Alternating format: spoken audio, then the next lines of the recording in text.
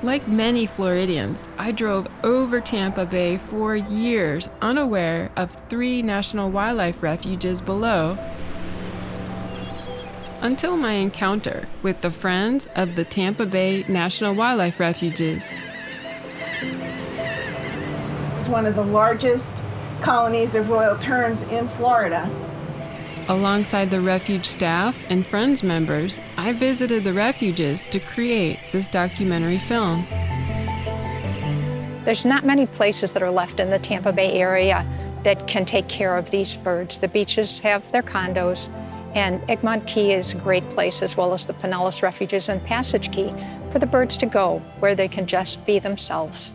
So we have to protect them.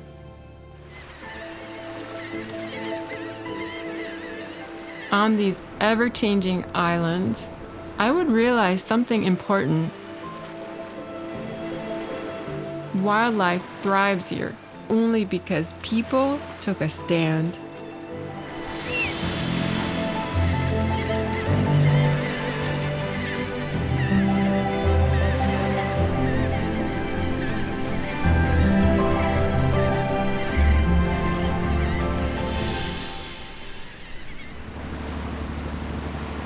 A short boat trip across Tampa Bay is all that separates St. Petersburg from Egmont Key.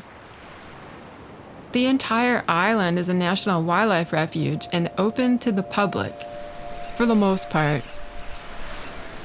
The southern third is closed year-round. This beach is for the birds. Beach nesting colonies like this used to be common. Now, they are rare. Barbara and Dave Howard from the Friends group were my guides for a quick bird survey. We took special care to avoid disturbing any birds. Royal terns incubated a single egg in the bare sand. When predators fly over the cluster, the terns shriek and point their golden bills skyward, like a pincushion. Laughing gulls nested closer to the shoreline. The breeding pair rotates between nest duty and finding food.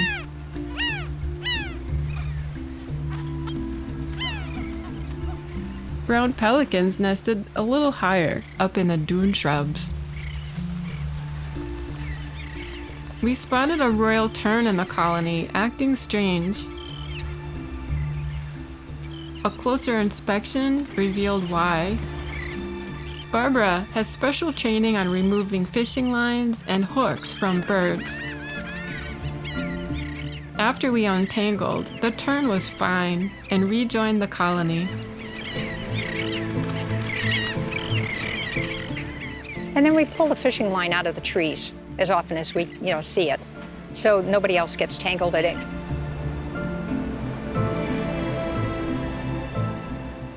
American oyster catchers nested over in the sea oats.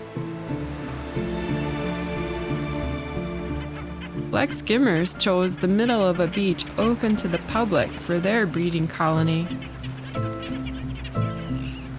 Birds use Egmont Key year-round to breed, to rest, to eat, and as Barbara says, to just be birds.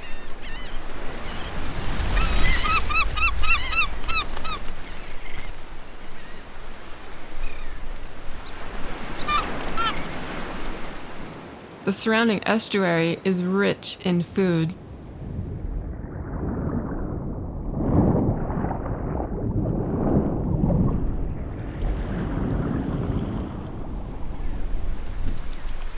Walking inland, the white sands transition to red brick roads. The ruins of the U.S. Army's Fort Dade with 5 gun batteries. Up to 300 people lived here in the early 1900s in a community built for soldiers and their families.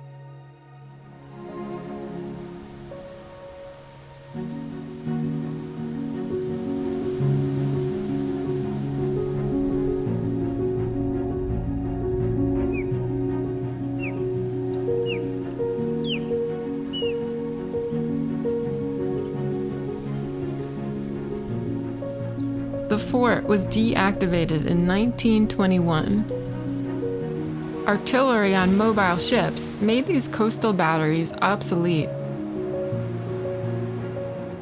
The wherewithal that it would have taken to create what was created here with a fort and living 104 degrees in Florida with no mosquito spray and no air conditioning, no ice and no running water on an island 3 miles off the coast. One of the most unique places I've ever known. There's literally something here for everybody. Today, the gopher tortoises outnumber humans on the island.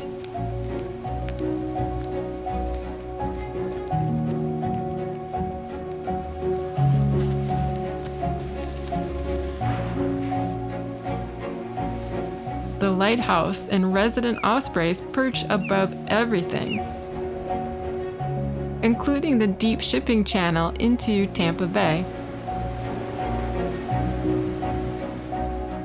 For 150 years, the lighthouse guided ships through storms and darkness into Tampa Bay.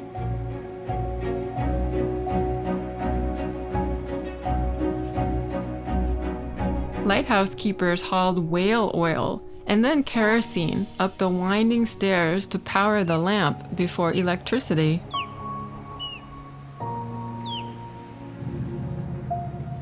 Visitors can ferry over to Egmont Key from Fort DeSoto Park, snorkel the seagrass, explore Fort Dade, birdwatch, fish if you have a boat. Just remember, The pelicans will try to steal the bait from the fishermen, and the line will break or the fisherman will cut it, not knowing what to do. Don't cut your fishing line. Bring the bird to shore or to your boat and then get the hook out, and if it's releasable, release it or call somebody.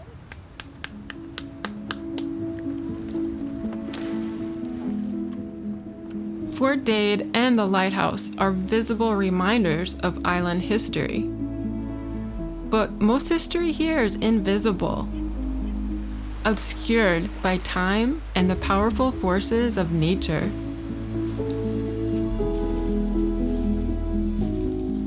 Artifacts excavated around Tampa Bay show Native Americans used resources in this area for thousands of years.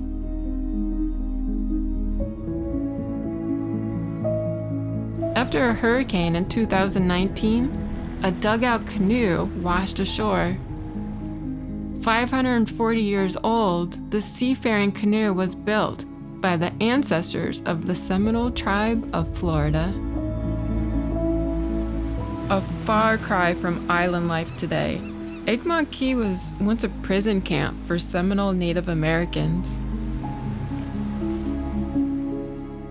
The U.S. military brought hundreds of Seminoles to Egmont Key under armed guard before relocating them to Oklahoma. Seminole families, elders, and leaders like Billy Bowlegs were forced into leaving their homes in Florida. In 1858, the steamship Gray Cloud left Egmont Key with 160 Seminoles, including Polly Parker. When the ship stopped to refuel at St. Mark's, Polly orchestrated a daring escape with 6 Seminole women. The women walked hundreds of miles through a hostile frontier to rejoin their families near Lake Okeechobee. The living descendants of these courageous women are a testament to the enduring spirit of the Seminole.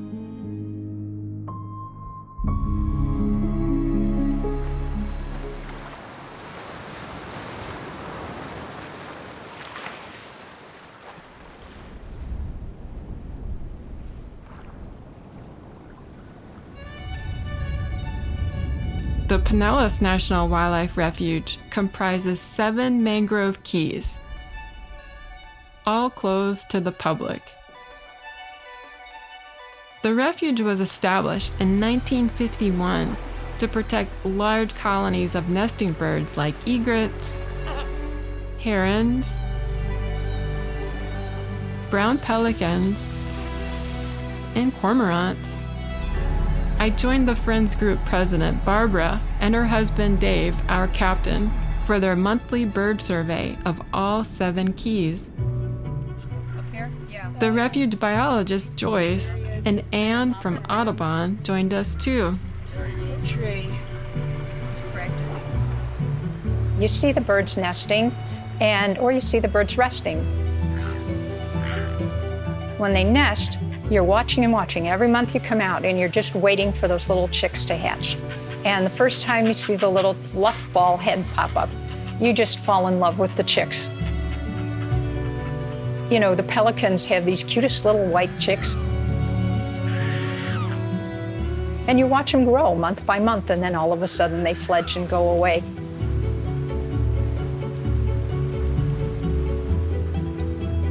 Look at that. That's one of the rarest birds in Florida. Only 10% or so of the reddish egrets in Florida are white morphs, which he will be his whole life.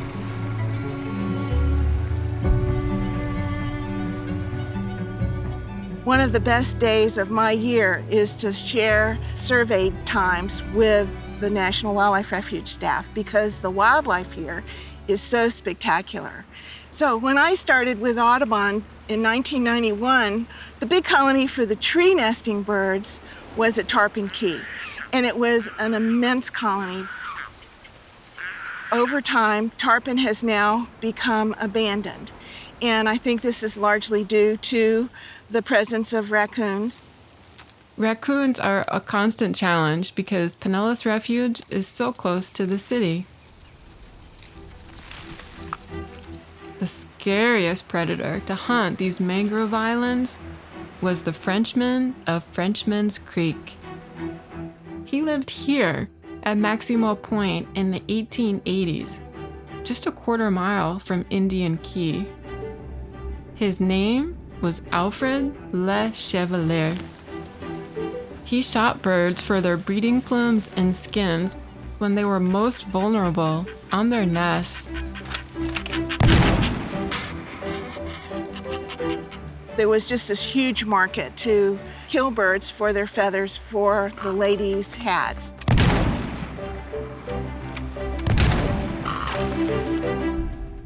Egret feathers were being sold for twice their weight in gold. Birds really have not come back to nest in numbers at Indian Key since then. They killed pelicans to make tobacco bags and purses out of their bill pouches. This began a backlash finally, and it led to the beginning of the conservation movement and a change in the laws to protect the wildlife of the United States. Theodore Roosevelt set aside federal bird reservations. This was the beginning of the National Wildlife Refuge system.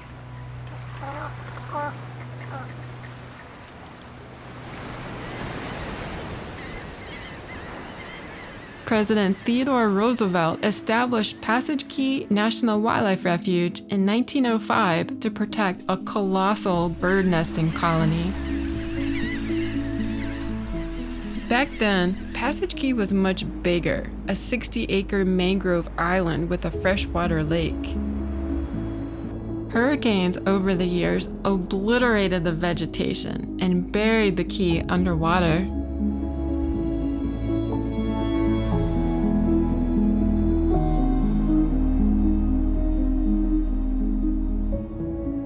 All refuges in Tampa Bay are eroding due to tropical storms,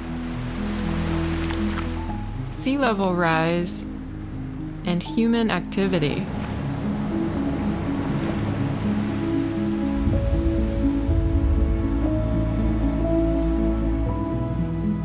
Passage Key is recovering now with enough habitat to once again support nesting birds.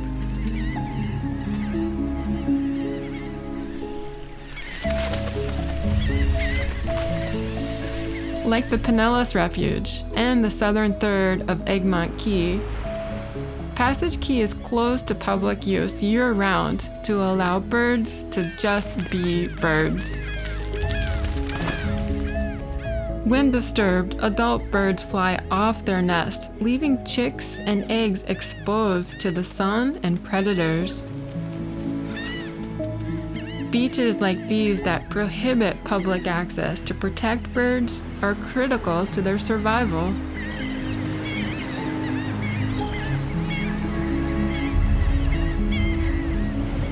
My final trip to Egmont Key was noisy and fabulous.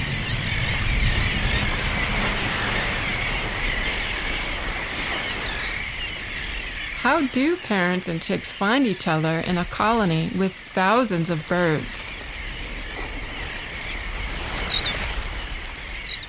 They hone in on each other's unique voices to find each other.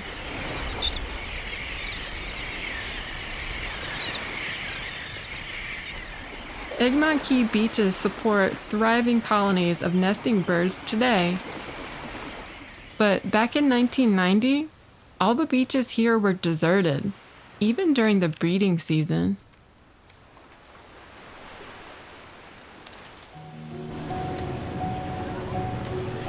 Refuge staff increased protection measures and enforcement to keep people out of closed beaches. You'll notice if it's closed, you'll see big signs of like 4 by 6 foot saying the beach closed. Okay. Yeah. Pets were banned and other predators were removed from the island. Bird stewards and the Friends group do their part too. We make sure that people don't encroach on the closed areas where the birds are nesting.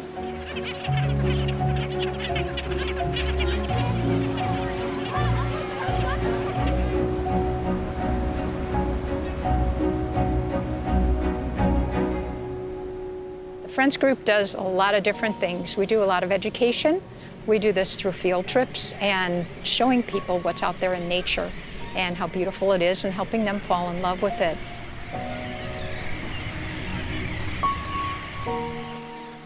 The U.S. Fish and Wildlife Service partnered with the Florida State Parks to create Egmont Key State Park. Really haven't experienced any serious predator problems, mainly because we got somebody here all the time. State Park employees marked and protected over 150 sea turtle nests in 2021.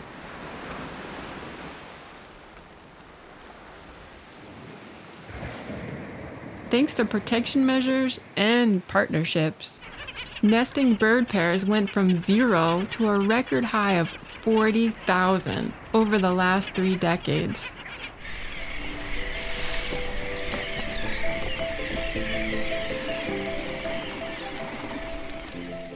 People have to know, first of all, that there's a wildlife community there. They have to know it's a national wildlife refuge. Although there are some recreational opportunities available there, it was primarily exist for the protection of wildlife for future generations. It is a place to go recreate, but it's not a football stadium. It's more like your neighborhood. And if you look at it as such, there'll be no problem. You can be there, you can have a good time, and the two can coexist peacefully. But you have to have that level of respect and recognition that there's a larger community there.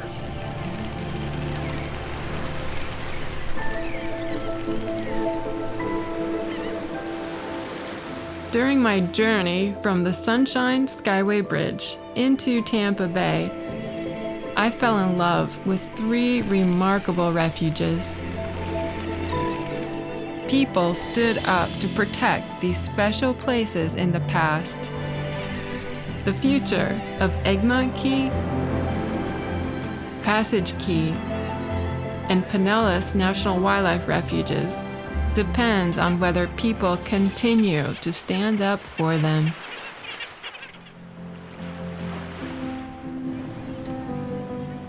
We got somebody here all the time. Hi. A new adventure. He's had enough of us. Here's another 3rd grade egret coming in.